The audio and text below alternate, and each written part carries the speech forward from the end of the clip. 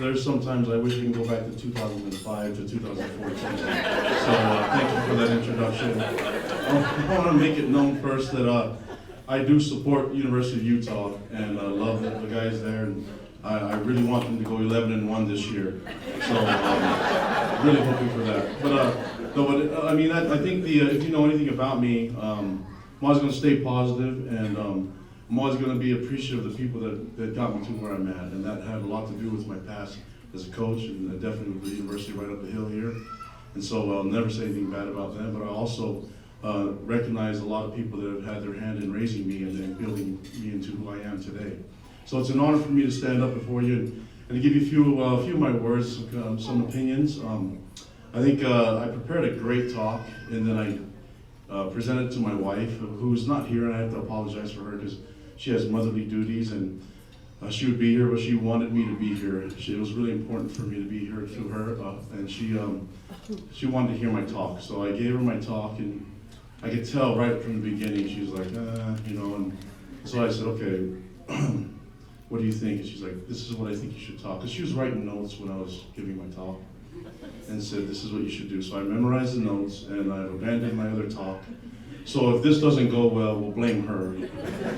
But I'm honored to have my sister here with me, and then my mom, Lani, and my dad, Pops, we call him Tom. So I know you heard from him earlier. I want to show my appreciation for everyone that stood up here and spoke, and just let everyone know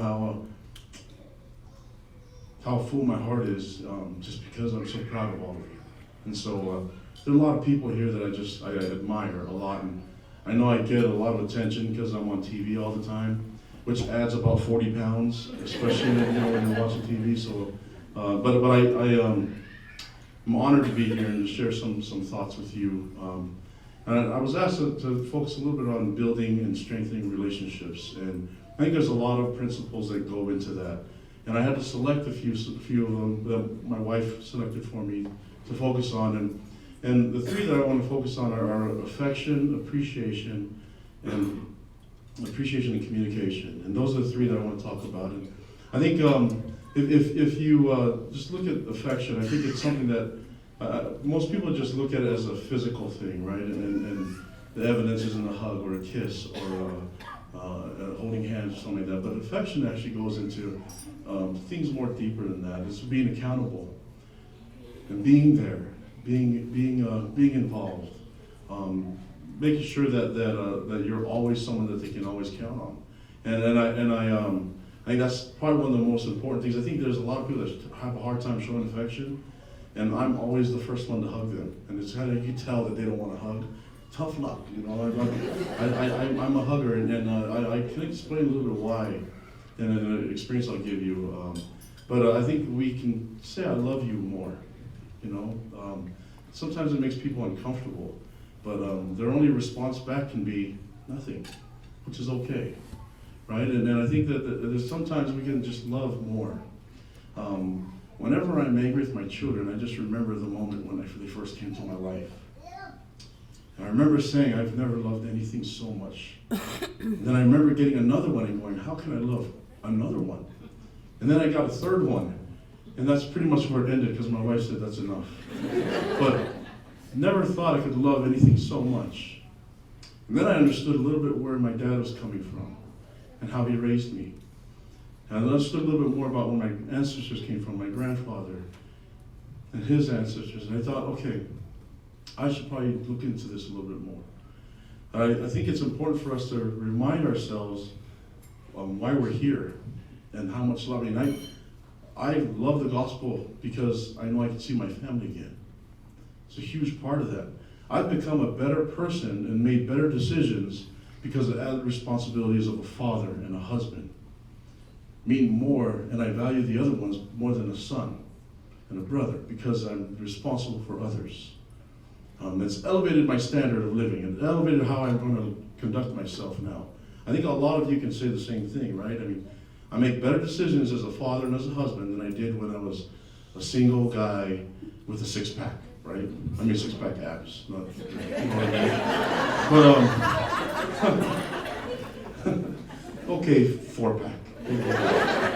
But, no, I think that we can say I love you more. I think Appreciation is another one. I think we can say thank you more. I think there's times that it's weird because I remember teaching my daughter, she's 13 now, my oldest, and always telling her, reminding her, and it's rehearsed over and over again, say thank you, say thank you, say thank you to this person.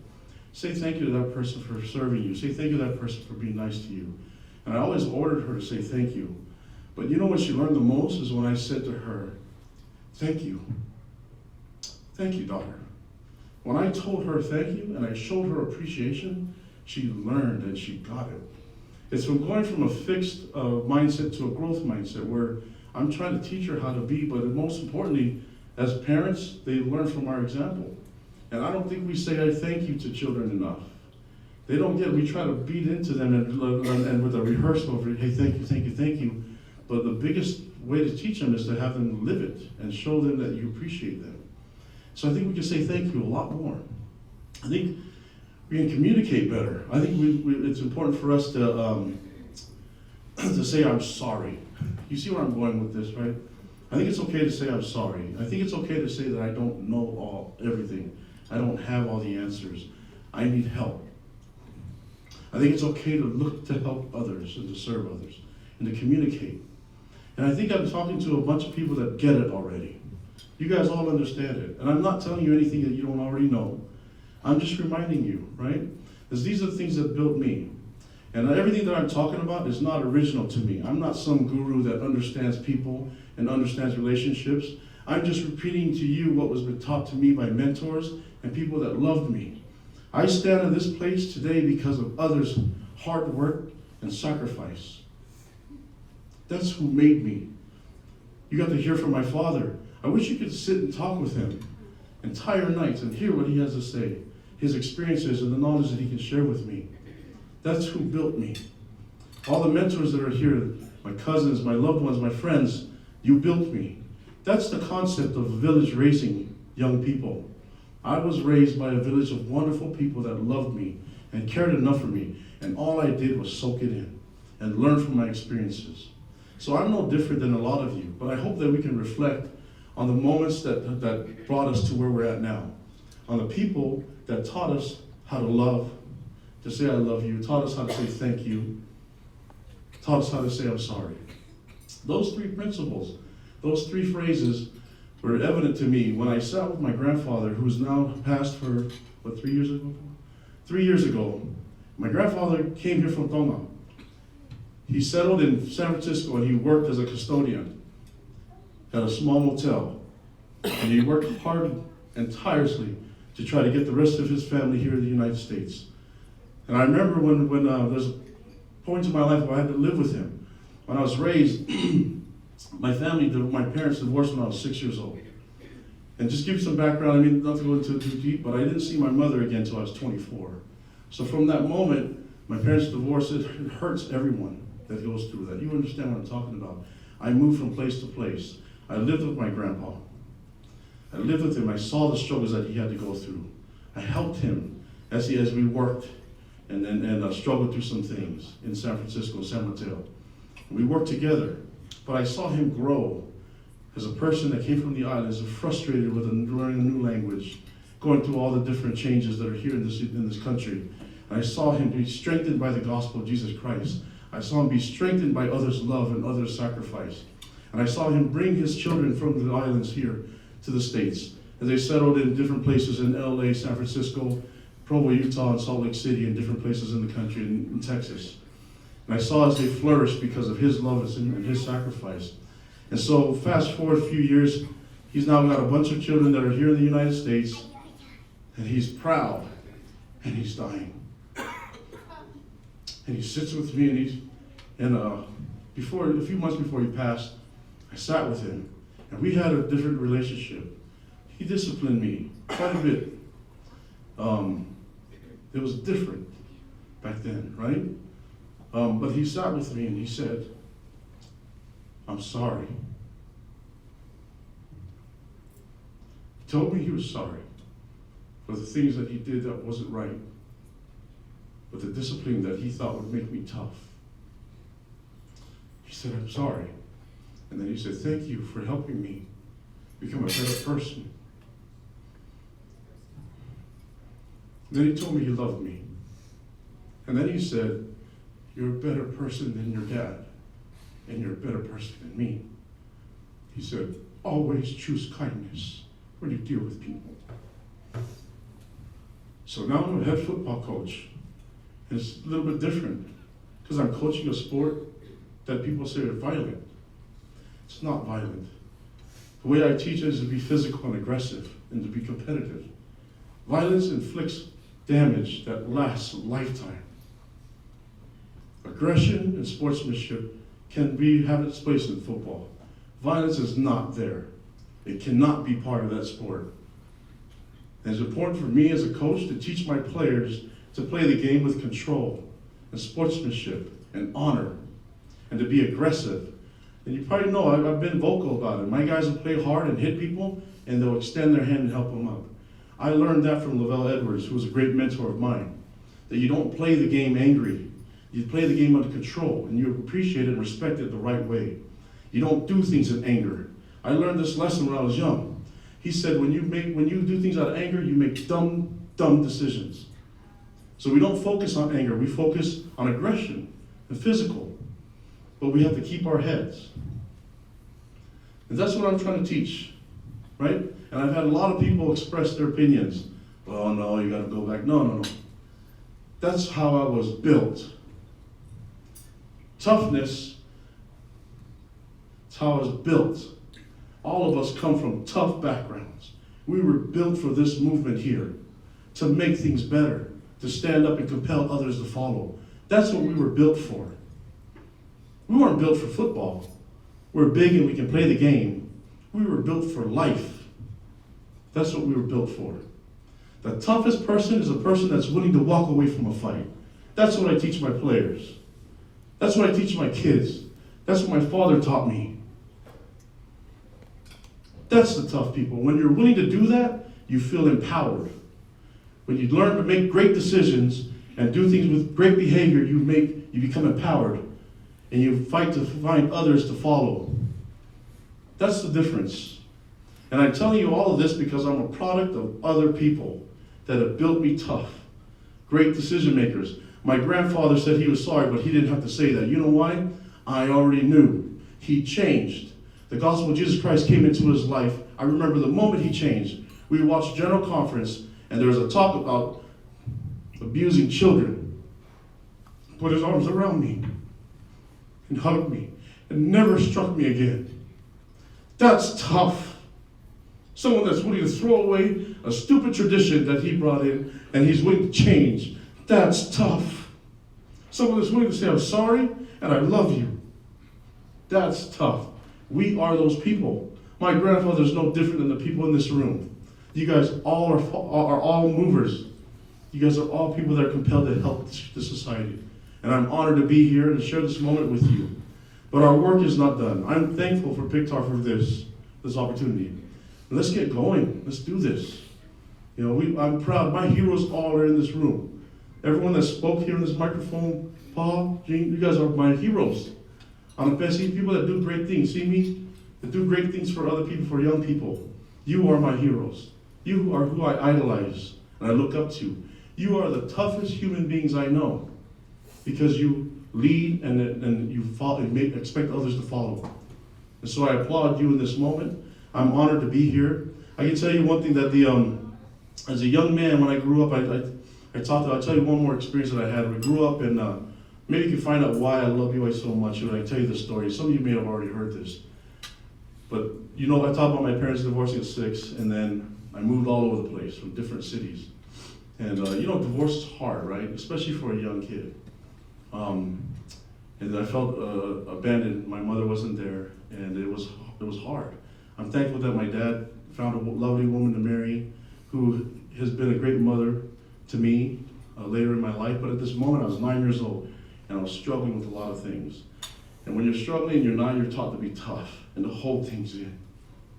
You go to class, you go to school. We were living in Utah. My dad was working at the steel mill, and I was hating life.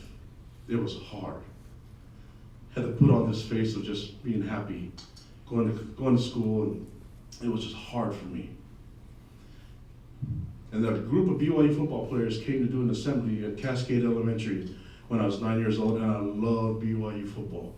I love football. And I wanted to see what they're about. So in the assembly, they talked about staying away from drugs, eating healthy, to do the presidential fitness. Remember that? You have to do like 60 sit-ups in a minute. It's ridiculous. But it was like they just pushed all these things, the DARE program, all that stuff, and it was wonderful. And I was eating it all up. I loved it, just watching these guys talk to the school. But afterwards, we went and played and did recess, right? Which I like a lot too. And at the time, though, I didn't feel like playing kickball or foursquare or tetherball. I was happy with just being on the side. I would go sit across the building and watch as these big football players kick the ball so far. Like, man, and they're kicking the air out of the ball. These guys are so impressive. I was content just with that. I was happy, and that was really fun for me.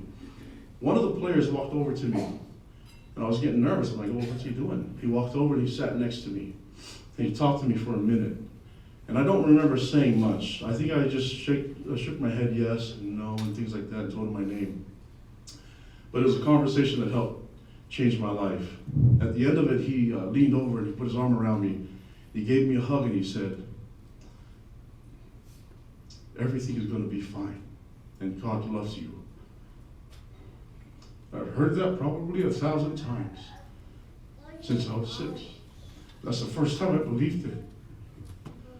That's the day I decided I was going to play football for BYU. That's how excited I was. I felt like I was broken, and all of a sudden this stranger helped fix me. Just because he saw someone that was hurting, came over and gave me a minute of his time and helped fix me. So the rest is history for me. But it was a stranger that helped. He was part of being a mentor to me. Later on, I ran into him a couple of decades ago. That's how old I am. And I asked him about this moment. And he was like, yeah, I don't remember it. I'm like, oh, you suck, Go write it in your journal or something. No, but I was really disappointed. I was like, well, there goes I'm not gonna make a Disney movie anymore or anything special. But I was really disappointed, but then I thought about it, and like, why would he remember that? It was just a small interaction of a minute, right? And I'm pretty sure he's probably talked to a bunch of kids that way. But imagine if that helped me, imagine how much he would help others that he doesn't even know about. And so my plea to all of you is that we have a lot of power. And in a time where people are all fixed on their cell phones, playing Candy Crush and all this stuff, and texting and all the things, that we're missing the important part of human interaction and eye-to-eye contact. We're missing the opportunities to converse and talk about difficult subjects like domestic abuse and domestic violence that has no place in life. So we fail to communicate with this. And so I'm urging to all of you that you never know. And that's why I'm a hugger. You never know. Since 9 years old, I became a hugger after that, and I just hug people. And my wife would be like, do you know them? I was like, no, I just gave that person a hug. Right? And if I offend people, okay, but you got a hug from it, But my point is that you don't realize how much power you have to change someone's life with a handshake, a hug, a smile, a conversation. You have that power. And I hope all of you take that power and go and manifest it and work at it. And then urge others to do the same. Because I'm living proof that it works. And that's what fellowshipping is all about. Being involved in people's lives. Benjamin Franklin said that there are 3 types of people in this world. There are immovable people, people that have no idea, right? And then there are movable people that people know, but they don't act. And then there are just movers. So I am in a room with a bunch of movers, and it makes me excited. I'm energized by being in this room with all you movers. Take it from a person that was once immovable, and then became movable, and then hopefully I can be a mover for the rest of my life. I share that talent with all of you. Hope you realize how proud you can be that you are a mover. People recognize it even when they don't say it to your face. Okay? and I love all the wonderful stories that I'm hearing, the wonderful miracles that are happening. I hope you guys know I love you. Okay, and it's okay if you're a Utah fan to cheer for BYU the other 11 games. I'll take it. Yeah, and be positive. And this is a celebration of great people in this room that we're going to go out there and we're going to make this thing grow exponentially. We're contagious. We're going to infect others, and this thing will spread. And we can have a community where there's none of this domestic violence ever. I look forward to seeing those stats. Love you very much. Thank you for your time.